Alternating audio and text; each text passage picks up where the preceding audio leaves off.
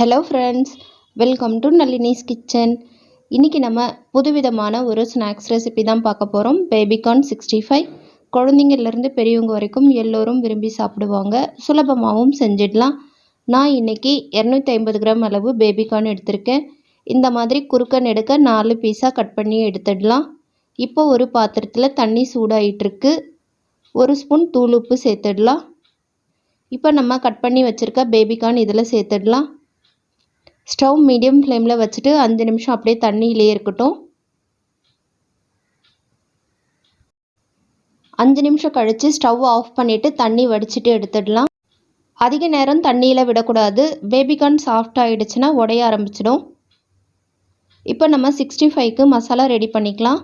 1/4 spoon மஞ்சள் தூள், 1 spoon தனி மிளகாய் தூள், 1 ஸ்பூன் மல்லித்தூள், 1/2 ஸ்பூன் கரம் மசாலா தூள், 1 ஸ்பூன் இஞ்சி பூண்டு விழுது, 2 ஸ்பூன் கார்ன்ஃப்ளவர் மாவு, 1 ஸ்பூன் அரிசி மாவு, 1/2 ஸ்பூன் சால்ட், 1/2 ஸ்பூன் எண்ணெய் சேர்த்து நல்லா கலந்து விட்டுக்கலாம்.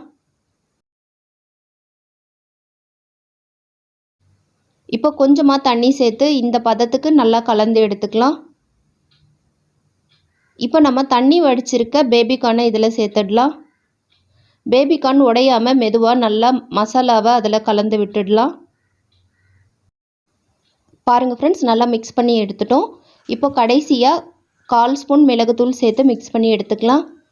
இப்போ பேபிகார்ன் பொரிக்கிறதுக்கு எண்ணெய் ரெடி பண்ணிக்கலாம். எண்ணெய் சூடாயிட்டிருக்கு. ஃபஸ்ட்டு ஒரு பீஸ் போட்டு பார்க்கலாம். அது நல்லா பொரிஞ்சு மேலே வந்ததும் அடுத்தடுத்து நம்ம சேர்த்துடலாம். பாருங்கள் ஃப்ரெண்ட்ஸ், நம்ம ஃபஸ்ட்டு சேர்த்த பீஸ் நல்லா பொரிஞ்சு மேலே வருது. இப்போ ஒரு பீஸாக சேர்த்துடலாம். மொத்தமாக சேர்த்தோம்னா நமக்கு ஒட்டிக்கும் எல்லாமே. அதனால் ஒரு பீஸாக சேர்த்துக்கோங்க. அடிக்கடி இந்த மாதிரி கலந்து விட்டுக்கலாம். கலர் நல்லா சேஞ்ச் ஆகிருக்கு. இப்போ நம்ம எடுத்து பார்க்கலாம்.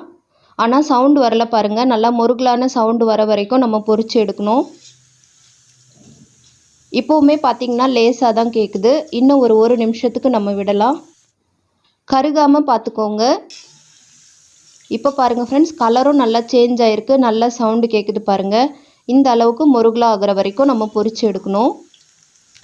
இப்போ பேலன்ஸ் இருக்க எல்லா பேபிகார்னும் நான் பொரிச்சு எடுத்துட்டேன்.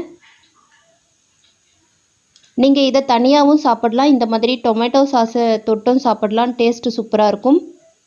இதே மெத்தடில் பேபிகார்ன் 65 நீங்களும் கண்டிப்பாக ட்ரை பண்ணி பாருங்கள் ஃப்ரெண்ட்ஸ்.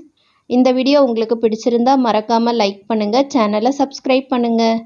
தேங்க்யூ.